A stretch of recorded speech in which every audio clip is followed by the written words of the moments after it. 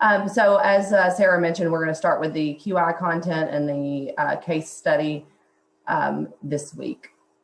So in previous weeks, we've been building on a particular performance improvement plan, and today we're going to just follow up on how we're doing. So we can go ahead and go to the next slide. So just as a reminder, first, the interdisciplinary team developed a goal to improve the COVID screening process, because during their root cause analysis, that was determined as an issue or an opportunity for improvement, I like to say.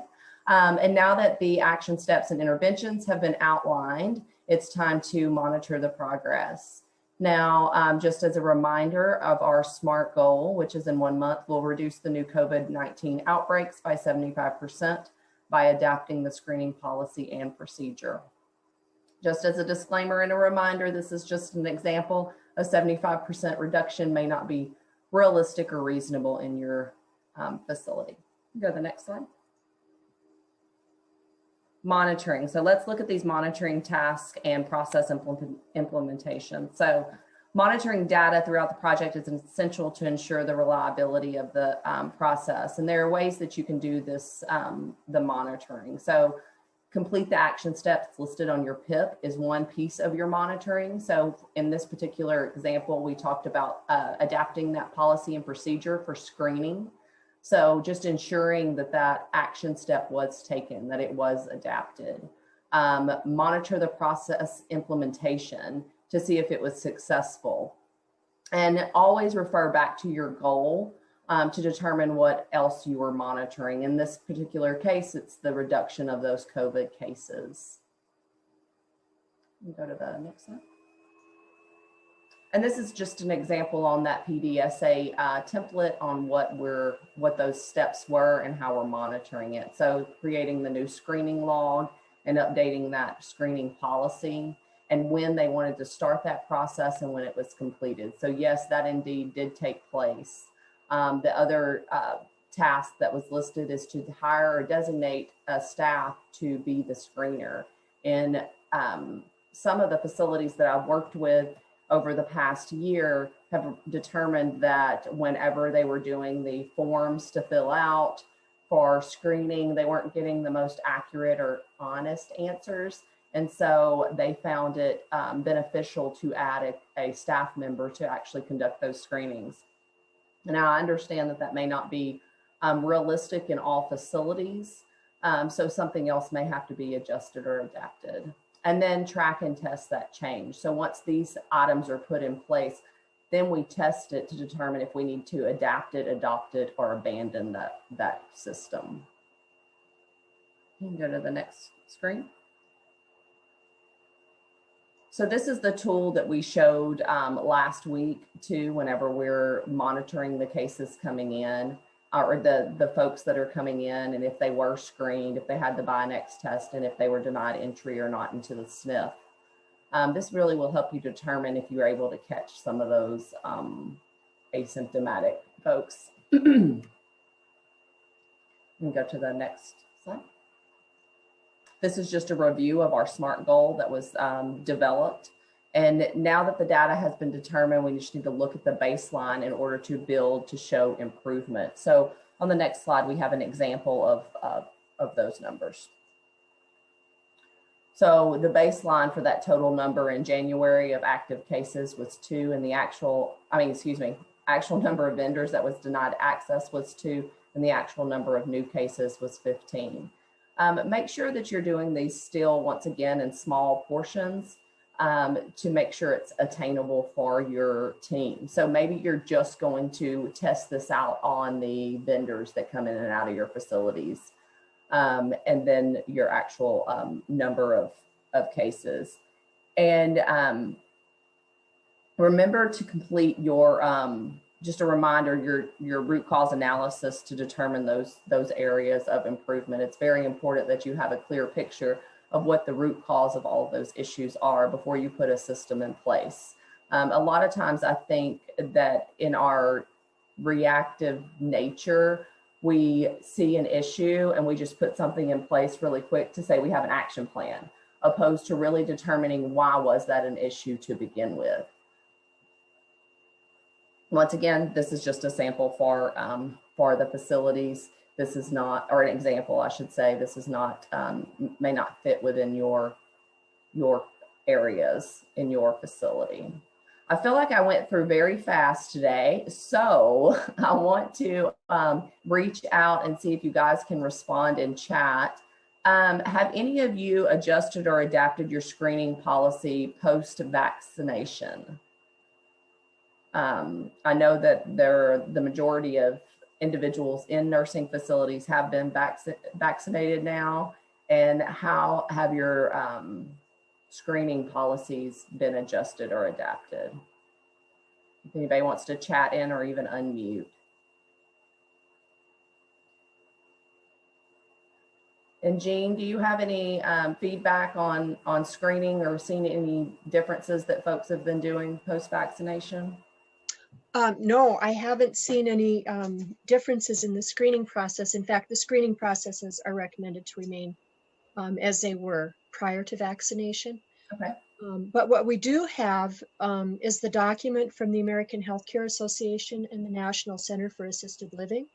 And I don't know, Julie, if that's part of the PowerPoint presentation today. I know we did a screenshot of that earlier this week. But this document highlights some of the current guidance on visitation, and is a very important document for everybody to see. I'm sure you've all seen it by now. It was sent out to us from Vanessa, and I believe she said she'd send it out to the entire long-term care membership. So you should have that in hand. But in a nutshell, I'll just go through, the three major highlights with it.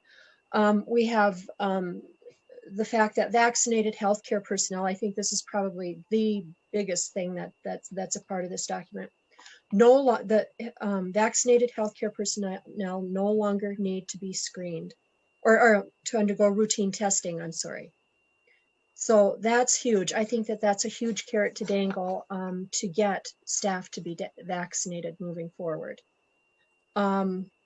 There's other guidance around residents and visitors.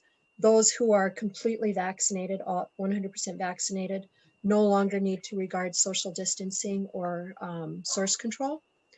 However, if the visitor is not vaccinated, then they can still visit in a resident's room, but the visitor will have to wear a well-fitting mask as recommended previously.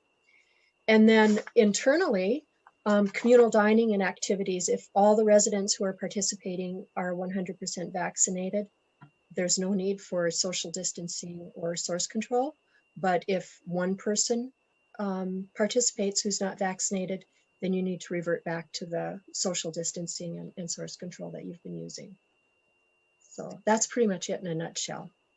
Thanks, Jean, for bringing that up. So if you haven't seen that document, it's through the American Healthcare Association.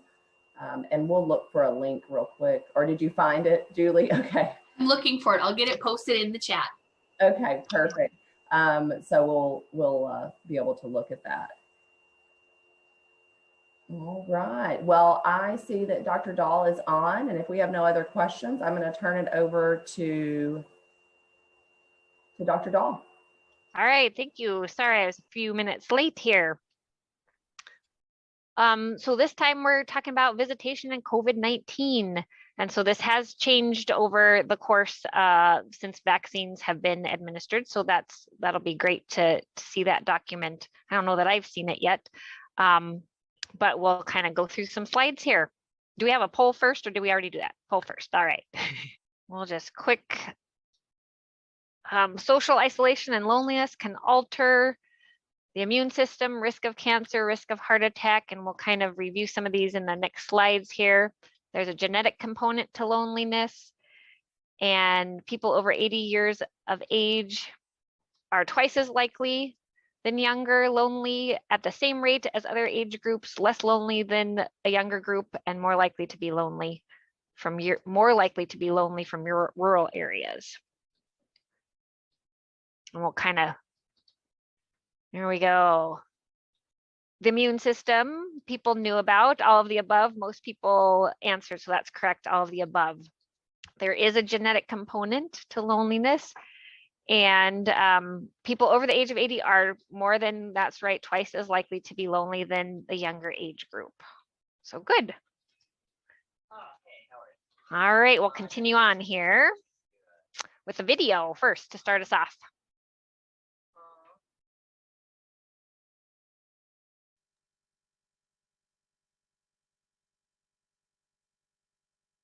Hello and welcome to this presentation, Post-Vaccination Visitation Practices. We all know how tremendously challenging and difficult it was when visitation was restricted at the beginning of COVID-19 for the vulnerable population we care for. Now that centers have engaged in COVID-19 vaccination programs, a solid process on opening visitation consistent with guidance and best practice approach for safety is essential for quality of life for our residents, our staff, and ourselves. CDC and CMS, along with state health departments, provide excellent guidance for nursing homes to update their systems. As Lisa indicated, the Centers for Medicare and Medicaid Services, or CMS, put out revised guidance on visitation, including the impact of COVID-19 vaccination. One of the key definitions includes fully vaccinated, which is important when we look at these key elements of visitation. CMS defines fully vaccinated as a person who is 2 or more weeks following receipt of the second dose in a 2-dose series, or 2 or more weeks following receipt of 1 dose in a single-dose vaccine per the CDC's public health recommendations for vaccinated persons. The key elements that we will be discussing in this presentation include the core elements of principles of COVID-19 infection prevention, outdoor, indoor visitation, indoor visitation during an outbreak, visitor testing and vaccinations, compassionate care visits, and policies and procedures. And when you are developing your policies and procedures, you may want to address your process to include items such as how visitation will occur, if the number of visitors will be limited, designated areas, cleaning and disinfection, and residents in quarantine, and more. Note, for all types of visitation, visitors and residents should be notified about their potential for COVID-19 exposure when they are in the facility. So we know CMS indicates that the core principles of COVID-19 infection prevention include what you see here on the screen. That's that active screening for all who enter the facility. Hand hygiene, which is the use of alcohol-based hand rub, is preferred. Face coverings and masks, or covering our mouth and nose. Social distancing or physical distancing of at least 6 feet between persons. And really that instructional signage throughout the facility and proper visitor education on COVID-19 signs and symptoms, infection control precautions, and other applicable facility practices. Cleaning and disinfection, as well as appropriate staff use of PPE, effective the cohorting of residents, as well as resident and staff testing that is conducted. The CMS indicates that outdoor visitation is still the preferred type of visitation because it does present a lower risk of transmission because of that increased space and airflow. Therefore, good planning, communication, and preparation for employees, residents, and visitors will be essential. We have to remember that weather conditions can affect those opportunities for outdoor visitation, and not all residents will be appropriate for outdoor visits due to their medical conditions. Some families may be willing to be outside when other families may not. Discussions around preferences will need to be considered as well as planned for. Good documentation is essential. A safe spot with tents, patios, other outdoor areas can be a great place for residents to enjoy visitation. We also know that facilities should allow indoor visitation at all times for all residents, regardless of vaccination status, except for a few circumstances when visitation should be limited due to high risk of COVID-19 transmission, as you can see here on the slide. So CDC indicates that ideally, unvaccinated residents who wish to be vaccinated should not start indoor visitation unless they've been fully vaccinated, and before allowing indoor visitation, explain the risk associated with visitation to both residents and their visitors. CMS indicates that compassionate care visits and visits required under federal disability rights law should be allowed at all times, regardless of a resident's vaccination status, the county's COVID-19 positivity rate, or an outbreak. While end-of-life situations have been used as examples of compassionate care situations, the term compassionate care situations does not exclusively refer to end-of-life situations. And if the resident is fully vaccinated, they can also choose to have close contact, including touch, with their visitor while wearing a well-fitting face mask and performing hand hygiene both before and after. Having those good systems and good employee education will be essential in order to be able to have a process for successful compassionate care visits that are consistent with best practices for infection prevention and control, for safety, as well as for quality of life and regulatory compliance. So as a facility, you can consider the number of visitors for each resident at a time and the total number of visitors you can accommodate in that facility in order to maintain the core principles of COVID-19 infection prevention and control. Visitor movement within the facility should be limited, and good visitor communication is very, very important. If the resident has a roommate, the visit should not be held in the resident room unless the resident condition prevents the resident from leaving. So in this case, good visitor communication and oversight on those core principles of infection prevention and control is essential.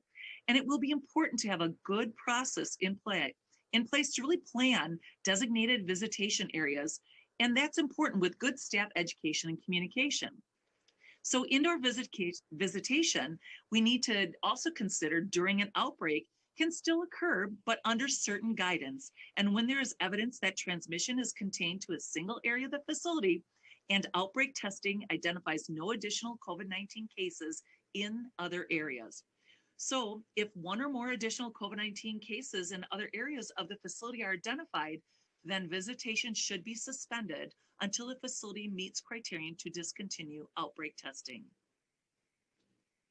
It will be essential that with updated guidance and best practices, that the policies and procedures capture those updates. Then education will be essential for employees, visitors, residents, families, and even volunteers to include screening, risk, and visitation specifics such as location, timeframes, number of visitors. A process for monitoring and oversight will also be instrumental to identify if staff, residents, and visitor practices are consistent with those policies and procedures. And lastly, it is essential to remember the importance of quality improvement. Including everyone in quality improvement process will be essential to identify a good root cause analysis of any opportunities for improvement, as well as to work together as a team to identify solutions for quality and safety. And as you can see here on the slide, we wanted to share a quick little kind of visual diagram of really that process about visitation and indoor visitation. And this is a great picture that you can use and you can fill in for your organization that really would really align with the key components that are outlined in the CMS QSO memo 20-39-NH, which was revised recently, that addresses visitor guidance, including the impact of COVID-19 vaccination. So regardless of how visits are conducted, you need to follow core principles of COVID-19 infection prevention, such as the screening, hand hygiene, face covering, physical distancing, and all those other elements that we discussed here today. So please note that when CMS talks about fully vaccinated resident, that means a person who is 2 weeks or more following the receipt of a 2-dose or single dose per CDC recommendations. So again, in summary of this module here, visitation is essential for the emotional and psychosocial needs of our residents as well as our staff. This visitation must be planned, organized, and implemented in accordance with current state and federal and local guidance and best practices. Ongoing education is essential for our residents, employees, and visitors, and it's also a key component for success. So again, visitation is part of our post-vaccination processes and practices for nursing homes. We want to thank you again for attending this presentation.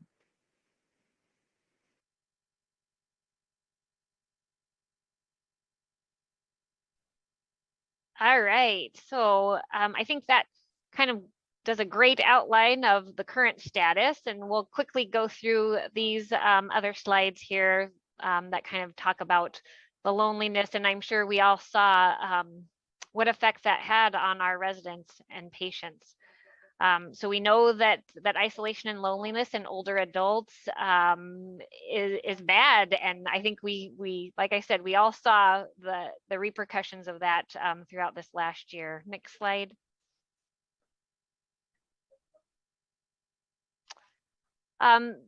Loneliness and social isolation are different, right? Loneliness is the perception of being socially isolated, and social isolation is physical separation. So you can feel loneliness and be surrounded by people, actually. Next slide.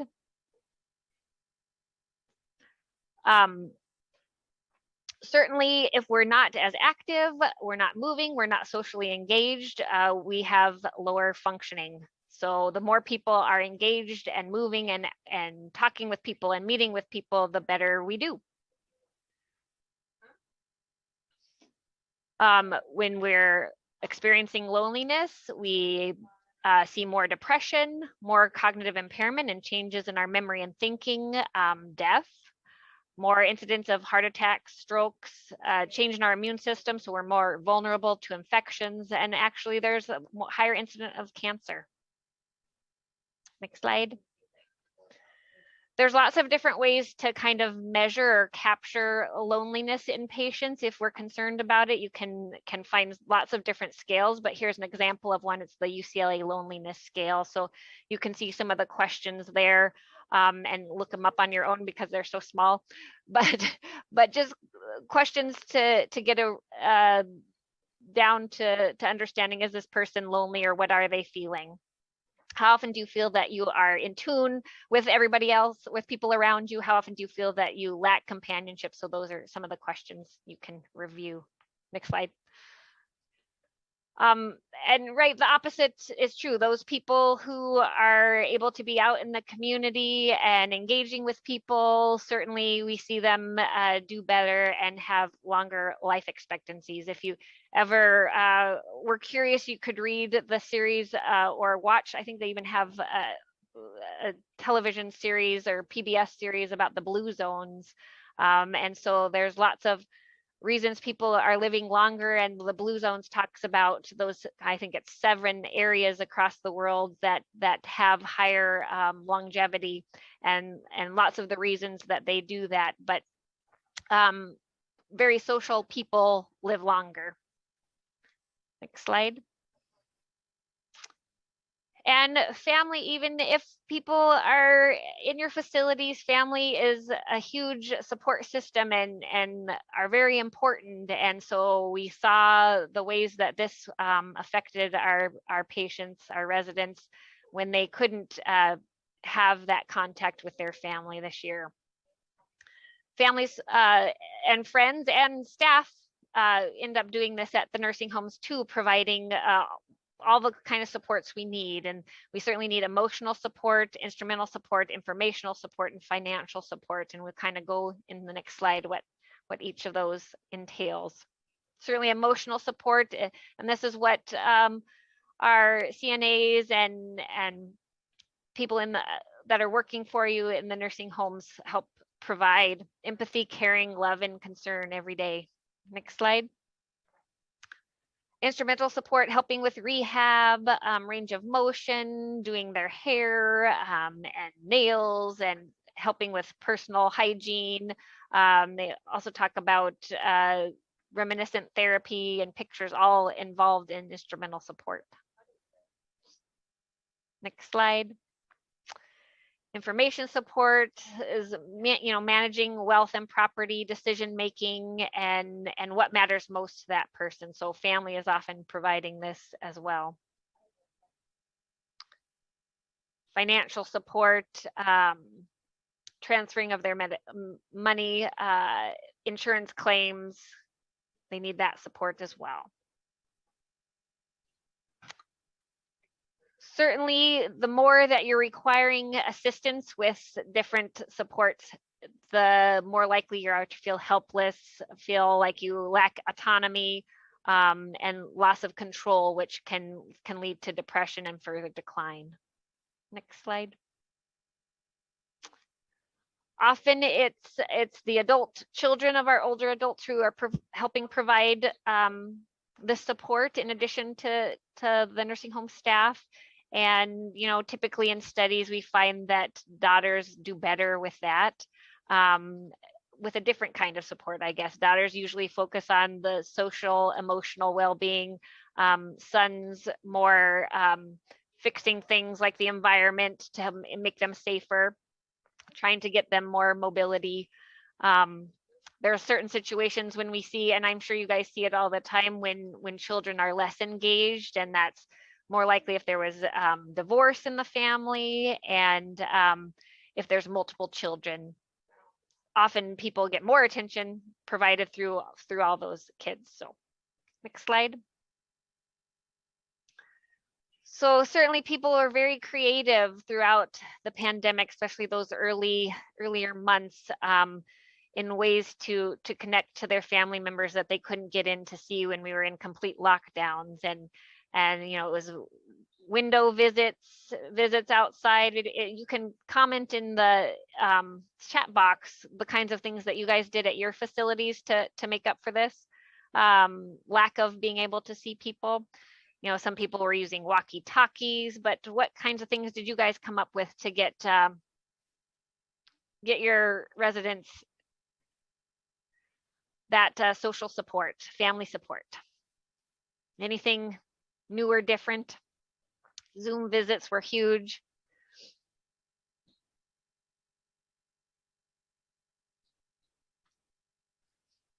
FaceTime was a lifesaver as well, yeah. I think, you know, places in warmer climates probably had a much easier go than us up here, where we had to suffer through the winter, but at least we had a more mild winter than usual. Outside visits, yeah. Next slide. And this just goes through, here's what we saw this all the time, the iPads that we're passing around to get those visits. That's how for, I don't know how many months, something like 9 months that I did my physician rounds was with the Zoom. So quite an experience. Next slide. Were there any barriers or interesting moments that you had throughout your last year with these visits? I'll just say, I just remember in the memory care unit trying to do the Zoom visits, it was a bit difficult, especially at the start. And my one little lady who just kept seeing her picture and she thought it was her mother. And she just kept saying, well, that is my mother. And so that was just so sweet. She wanted to chat with her. Does anybody else have any interesting grandchildren weddings via Zoom? That would be fun. Visits through glass, so they were through the window, but they were on the phone as well from outside.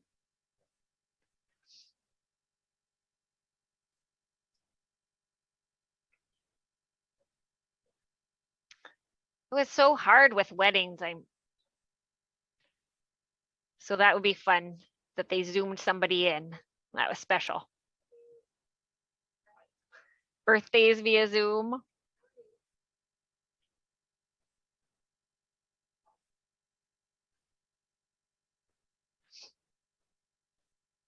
Keep them coming if you can think of a fun, interesting virtual visit story, but we can move on to the next slide.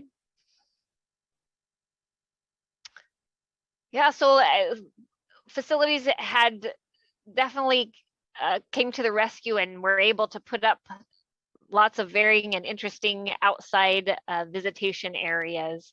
And so this one, they were able to put up screening. You know, there are some rules to how we should do it. You need to stagger visits. You got to let the air circulate to get the bad COVID air out. Pre-screening is still necessary, but that's still the mainstay. Next slide. Indoor visits, there was lots of ways to do that. And here's an example where we put the screen up at the beginning there without people being vaccinated to have the safer space. let's see, somebody had a birthday parade organized by family with tractors and pickup and horses that went by the window. That would be fun. And a family played bingo through a window while being on the phone. So good, they got to actually do some sort of more meaningful interaction there. Those are fun. So indoor visits, I think they still need to be supervised to make sure we're following rules, doing hand hygiene, keeping the distance, especially when patients are cognitively impaired. Next slide.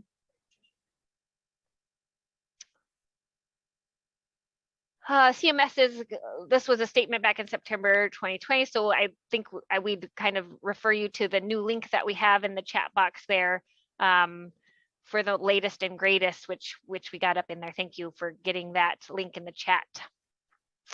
Otherwise, we went through our PIP stuff already, so we'll we're actually gone through quick today. You can do next slide. Right, we know loneliness is horrible. We can't keep people from interacting with their family, so we got to continue to come up with ways that they can interact. It's hopefully going to be easier as more and more people are vaccinated, and we get up into the all people, all residents, all family members vaccinated, and we can make this easier to get together.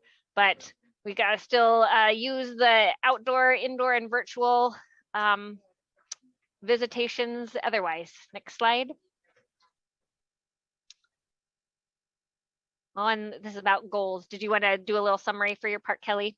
Or are you good? Yeah, this is something we kind of went over last week, was SMART goal, or I guess it was the week before last, the SMART goals, and really making sure that you're covering all of these criteria when you're creating it. It really helps you hold yourself and your staff accountable by being specific. Measurable is a piece of QAPI that I think we have a little more focus on than we did in the past, to make sure that you have data points set and baseline set so you can see the success and improvement. Being achievable and realistic. The reason those are so important is because you have limited resources as far as staff go to put some of these systems and projects in place. So make sure it's something that you can actually see growth from, that is relevant to what's going on in your facility. And last but not least, being timely. I know whenever we try to set things in short stints so you can move on to the next goal or project that you need.